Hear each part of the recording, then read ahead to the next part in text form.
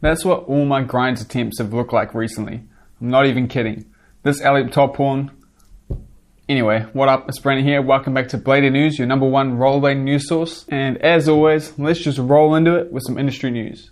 So the first and only thing we're going to talk about today is the X Games. If you've been on social media at all, you've probably been spammed with a link to this poll that the official X Games YouTube channel put up. They were simply asking if you could bring back one sport to the X Games, which one would it be? Aggressive inline was actually on the list by default. It was the top one. And it seems like absolutely everyone has been spamming this around everywhere, asking everyone they know to vote. Like seriously, it's like all I've been seeing on social media over the last few days. Right now, the poll has had over 30,000 votes and aggressive inline is leading by miles. It has 60% of the total votes right now, and we might as well keep that growing. So if you haven't voted yet, I'll link it in the description. Just go over and vote for aggressive inline. Who knows, maybe if we get enough votes on this, X Games will actually really consider bringing back aggressive inline. Although I do think this is highly unlikely. I wouldn't get your hopes up. This poll was not made with that in mind. This poll was just made to help boost this YouTube channel. And I highly doubt that whoever runs the X Games YouTube channel actually has any kind of power in what actually gets into the X Games.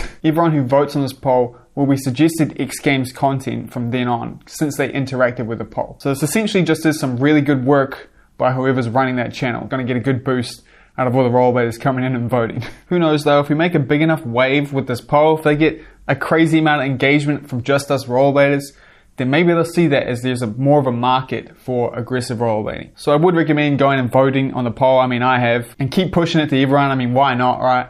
We've got nothing to lose. And if you want to learn more about the fallout that rollerblading has had with the X Games, I'll link to a really good video by Roll Minnesota in the corner. It's this corner, because I think a lot of us have a misconception because of the Barely Dead documentary. Anyway, that's it for industry news. Let's move on to everyone's favorite part of the show, product news. And man, I've been holding out to talk about one of these products because it is an absolute game changer that I'm so excited for. So let's get into it. We're going to start off with some brand new frames from 50, the Prime Frames. Now these are the game-changing product I've been wanting to talk about. And you might be just thinking these are just some new frames, but this goes so much deeper than that. It's going to be a lot to explain, so hang in there. But just to give you some quick specs of these frames, they are an aluminum core frame with some nylon frame walls, and they're made for skating both anti-rocker and flat. If you're skating them anti-rocker, you can fit a 65mm wheel in there, and if you're skating them flat, you can ride flat 60s. These will be available at your favorite skate shops all around the world, hopefully by May. These new frames feature a new system 50 just remade called the Core System 2. This core is the craziest thing to ever happen to frames since UFS. The core is removable from the frame walls. So one of the best features of this is the fact that you can now swap frames without touching the UFS bolts. Instead, you just got to remove the first and last wheel from each frame, and the frame walls can pop off. And then you can have two setups. You can have an anti-rocker setup and a flat setup, and you can change it easily without having to worry about having the thread starting to spin on the bottom of your boot with the UFS bolts. But this core system goes so much deeper than that. The core is made out of extruded aluminum, meaning it is super strong, and it comes with a lifetime guarantee. 50 will replace any core that you break with reasonable use. Alongside the Prime frame, 50 is bringing back the Freestyle frame that will use this core system. This frame will be 3D printed on demand by 50 and shipped out to you. You can choose from a bunch of different colors. These 3D printed frames will still be strong because they use the aluminum core system. Now, even with all that I've covered, we haven't got to the groundbreaking part of these frames, and that is the fact that there is a dev kit that comes out with these frames that anyone can pick up, where you can design any frame you want that can use the Core System 2. This means you can 3D print your own frames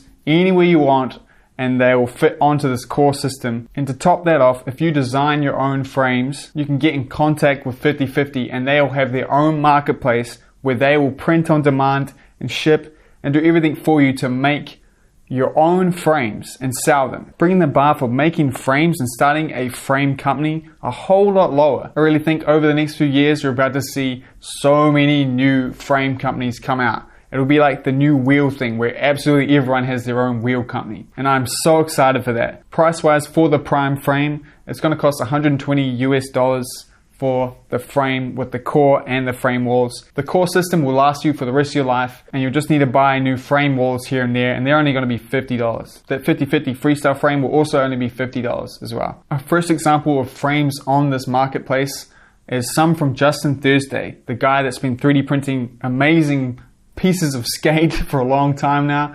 He's going to be one of the first ones on the marketplace with the frame you've seen him showing off on his Instagram a lot. The high-low one with the replaceable H blocks and sliders.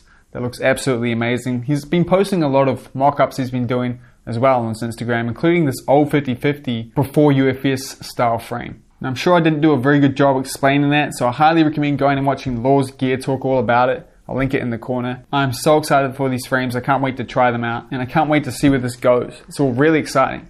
There's going to be some crazy designs coming out, I think. Speaking of frames, we got a new picture of those flat frames. They're also going to be available in black in your favorite local skate shops soon, which is really exciting. And to finish off product news, those Blade Life tees are now available, the 6 striped ones, as well as this new BL equipment tees, which looks so crisp and nice, as well as a coach jacket, which also looks sick. These will sell out, so don't muck around. Grab yourself some today. And that's it for product news, so let's move on to my favorite part of the show, media you should check out. Remember, if you want to get your edit, your clips, your photos, your anything onto the show, the best way to do that is to go and join my Blading News subreddit. Post your stuff on there. The most upvoted posts will end up on the show. Now, these first 3 edits I'm going to mention, you are seriously missing out if you haven't seen yet. The first one is the Sam Crofts 2 Pro Aeon Boot promo.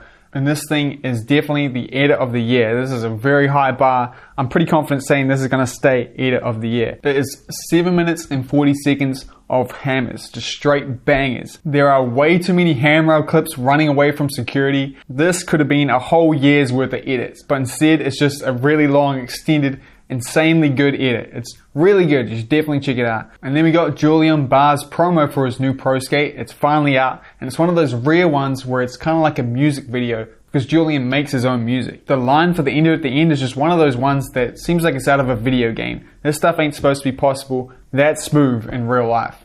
Oh, and we also got Domestic Punks by Bobby Spazov promoing his Pro M12 skate. And this edit's got it all, including a street backflip, roof drops, front 720s out of grinds. It's Bobby, bitch. Then we finally got a picture submission over on my Blading News subreddit, and it's this perfect alley-oop top horn by Vadim. I'm just looking at his form and how well he's in this trick. Just really makes me jealous because I just keep falling out of my alley-oop top horns, man. I don't know why. Anyway, and then we got some really steezy lines by Sean Collett. Not only is he absolutely boosting the bowl and all the spines in transition, but he also has the most dialed Farfanugan and sweat stance in the game. Thoroughly enjoyed this one. And then we got another video from Corey English, and if you've seen any of Corey's videos, you know it's good. This one not only features some really good skating, a bunch of illusion grinds, but it also dives into how bad rollerblading companies are at marketing and how they should be jumping on it right now. That's all I think. Rollerblade companies should be jumping on marketing right now while everyone's watching. But anyway, Calvin gave us a really good review on the USD Sways, a sick looking boot. If you've been considering buying them, I definitely recommend watching this video first. Then posted directly to my subreddit, we got this quick little edit that'll definitely get you juiced. It shows off one of the really good things about filming with the 360 camera. It's the fact that you capture your homie's reaction when you land a trick. This is a really good one. Definitely recommend checking it out. If you want to learn more about the Insta360 camera, I have a review. Check it in the corner.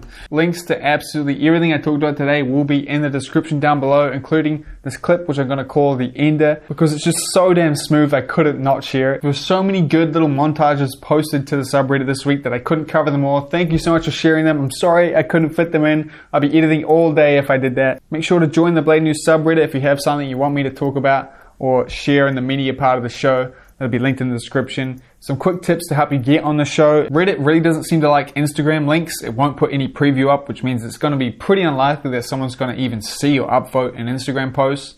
So I know this is asking a lot, but if you have something you want to share that's on Instagram, try download the video or the picture, or if you're the original poster, post the original directly to the subreddit. That way it'll actually have a preview or it'll play on the subreddit.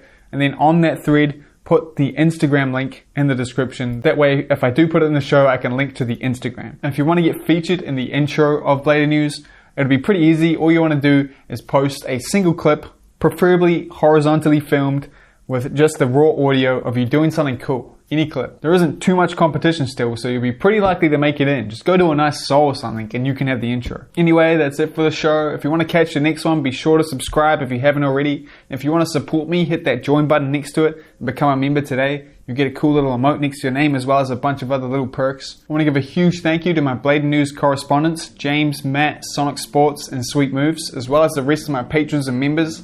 I really couldn't do this without them. And yeah, I'll see you next week. Oh, and here's that clip again because I know you want to see it. It was so smooth.